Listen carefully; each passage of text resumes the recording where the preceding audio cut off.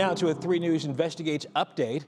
It has been 2 years since we first reported on the rising concerns about victims secretly being stalked with electronic tracking devices like Apple AirTags. WKYC brought the issue to state lawmakers, in fact, and late this afternoon, the Ohio House passed a bill to ban such tracking without consent. Now, 3 News investigative reporter Lynna Lai in the newsroom for us now. And Lynna, I know this has been a project of yours for almost 2 years. It is so important. What do we know tonight? Yes, well, Christy, Russ, after sharing the story of an Akron woman who was stalked by an ex-boyfriend who used an Apple AirTag on her car, WKYC took on an advocacy role and approached a bipartisan group of lawmakers who introduced this legislation.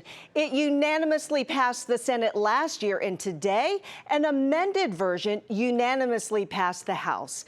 This version that passed late this afternoon added some exceptions for private investigators.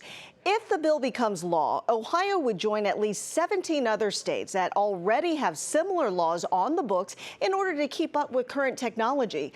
The bill would ban electronic tracking with devices like AirTags and apps like Find My without a person's consent. However, there are important exceptions. There's a whole list of folks here that are allowed to track people, like law enforcement. And don't worry, all the parents in the room that have tracking apps on their kids, like I do, when they're minors. Obviously, once they're adults, they have to consent to that. Again, caregivers of the elderly, that their physician signs off on.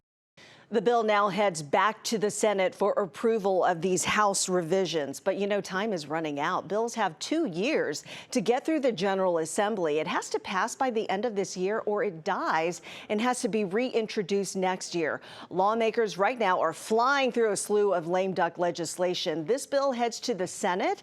It could be voted on as soon as tomorrow. Russ. And I know you're going to be on that. All right, Lynna Lai in the newsroom. Thank you.